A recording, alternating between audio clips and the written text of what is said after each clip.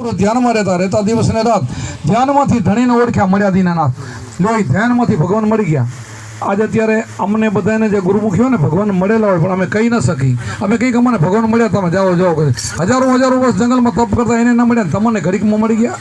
અમારે કુંભારામે કીધું જ્ઞાની પુરુષ ધ્યાનમાં રહેતા દિવસ ને રાત ધ્યાનમાંથી ધણીને ઓળખ્યા મળ્યા દીનાનાથ મળી ગયો ને ઓળખ્યા. બોલો આ બધા મળી ગયા ત્યાં 184 છૂટી છે.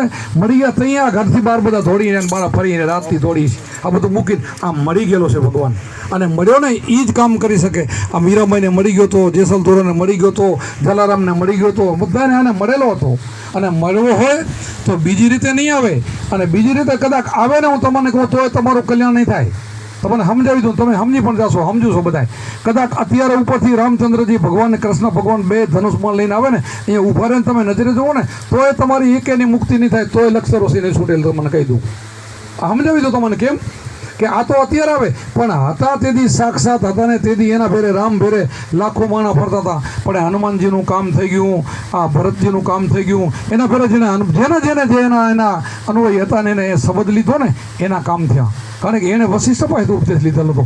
ફેરા ફરવાથી કામ ન થાય. આપણે એમ કે દર્શન કરે તો અત્યારે મારા તમે દર્શન બધાય કરો છો અત્યારે બહુ માણસો પણ બધાને કામ નહીં થાય. પણ અત્યારે એમાં એક છોકરાને ઉપદેશ આપ્યો 2 માણાને એનું કામ થઈ જશે, એની મુક્તિ થઈ જશે. એટલે એમ કદાચ કૃષ્ણ રામ અહીંયા આવીને ઉભા રહેશે ને તોય કામ નહીં થાય. તેથી કૃષ્ણ ફેરે લાખો માણા ફરતા હતા. તો બધાનું નથી થયું. દુર્યોધન ભેગો નહોતો, સામે નહોતો દેખતો કૃષ્ણને, હામાં જ જોતો હતો. તો એ તો કહેતો હતો કાર્યો ફરી ગયા શું ધંધા કરે એમ કહેતો હતો. એને કંઈ ખબર નહોતી. અને ગોપીઓને ખબર પડી ગઈ, ઉદ્ધવને ખબર પડી ગઈ, દ્રૌપદી પાંડવોને ખબર પડી ગઈ, જેને વિદુરજીને ખબર પડી ગઈ, જેને ખબર પડી ગઈ કે આના કડે વસ્તુ છે ને પગ પકડી લીધા, એને કડે ગુરુનો શબ્દ લઈ લીધો. અને જેમ કૃષ્ણે કીધું ને એમ કર્યું. હવે કીધું ને અર્જુન કે તમે કયો એમ કરીશ, અને એ કર્યું ને એટલે એની મુક્તિ થઈ. એટલે આવી રીતે ઉભા રહેશે તો કામ થાય એમ નથી. અને તમારી અંદર અત્યારે પણ છે ભગવાન અને બેઠો જ છે. એને ઓળખી લો તો કામ થઈ જાય. હવે એને ઓળખવા માટે ગુરુ ખપે.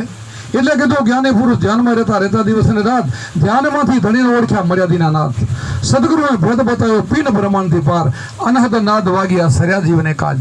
સદગુરુએ ભેદ બતાવ્યો. કેવો ભેદ બતાવ્યો કે તમારા શરીરને 3 ગુણની માયા અને ઉપર પિંડ અને બ્રહ્માંડ બેની અંદર પરમાત્મા બેઠેલો છે. અને આ 52 તત્વો આપણા શરીરના છે. 52 થી 12 છે. 52 તત્વોનો શરીર બનેલો છે.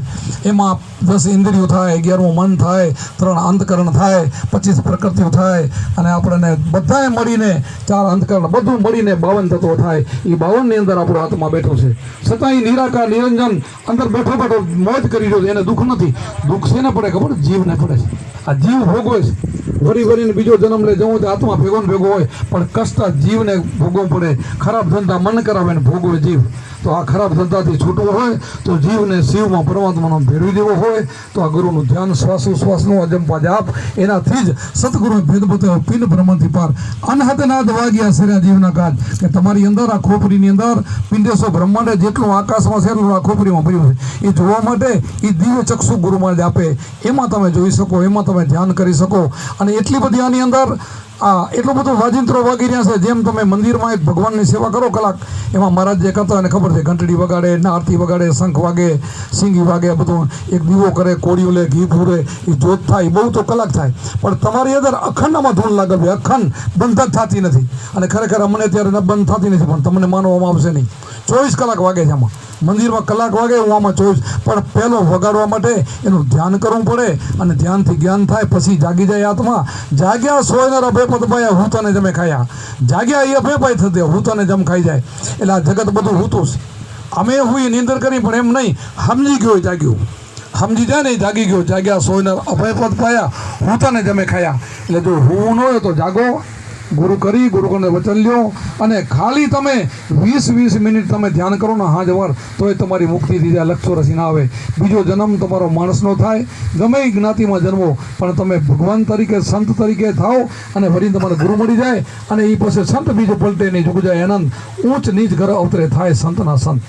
આ સંતનો પુરાવો અને ગીતાજીનો પુરાવો કૃષ્ણએ અર્જુનને પ્રશ્ન પૂછ્યું કે તમે યોગ દીધો, શબ્દ ગુરુનો યોગ કહેવાય, યોગ કરતાં કરતાં કદાચ યોગ ભ્રષ્ટ હું ચૂકી જાઉં, ન પહોંચું તો બીજા જન્મમાં મારી શું ગતિ થાય? તો અર્જુનને કૃષ્ણએ જવાબ આપ્યો કે અર્જુન, બીજા જન્મમાં યોગ ભ્રષ્ટ પુરુષની સારી ગતિ થાય, શ્રીમંતને ઘરે જન્મ થાય, પાછો યોગ પકડી લે, પાછો ભક્ત પકડી લે. એટલે ભક્તિ જુગોજોગ એવી છે કે એકવાર તમે ભક્તિ કરી જાઓ તો પછી તમારે બીજા જન્મમાં ગુરુ ગોતવા ન જવા પડે, તમને ઘરે બેઠા આવીને મળે.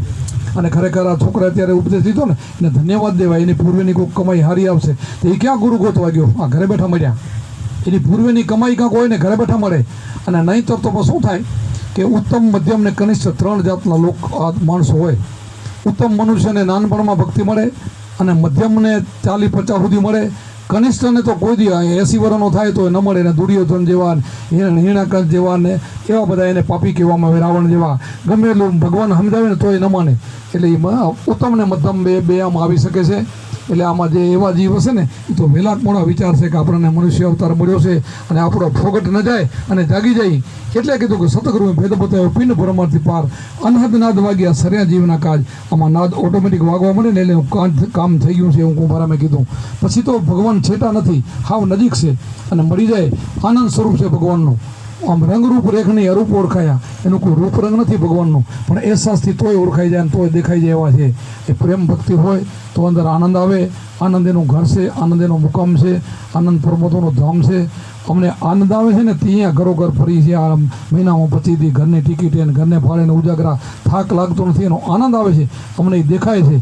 અને અમને એમ થાય આ તમને બધાને જોઈને જે આમ ગુરુમુખીનો ને અમને થોડુંક દુઃખ થાય કે અહીંયા આપણને મનુષ્ય અવતાર મળ્યો, આને મળ્યો, પણ આ કેમ માનતા નથી? આટલું સમજાવી તો કોઈ કેમ આમ કરતા નથી? આપણે એનો દસકોય લેવો નથી, કાંઈ લેવું નથી, છતાં વાત કરી કોઈ માનતું નથી. એમ સંતોને થાય છે, પણ એમાં કોઈ ભાગશાળી હોય વળી જાગે તો એનો બેડો પાર થઈ જાય. બોલો સત્ય ગુરુદેવ કી જય. અમારા જ કે 5 મિનિટ સંભળાવ્યું, મેં સંભળાવ્યું. આનું તો અમે તો રાત બધી બોલીએ તો ખોટે એમ નથી. આમાં તો ભંડાર ભર્યા છે, કારણ કે અમારા ગુરુમાંથી બહુ કૃપા ઉતરી ગઈ છે અને બોલ્યા જ કરી તો ખોટે નહીં. પણ આનું બધાનું માપ હોય, કારણ કે અમારે વળી પાછું કાલ તો બીજું કામ લેવાનું હોય. આ બધા છોકરા અમારા ભેરા હોય, એને જ્યાં જઈ ત્યાં વળી કલાક તો વળી ઘરે પહોંચતા થાય. એટલે વળી પાછા દિવસના હોવા દે તો કોઈ ઠીક ન કે 5 સત્સંગી દીના ઘરે આવી જાય, દીનો આરામ ન મળે. એટલે આ બધું અમે આ રીતે કેટલાય વર્ષો ત્યાં કરી રહ્યા અને અમને આનંદ આવે છે. આનંદ આત્માનો ઘર જ આનંદ છે.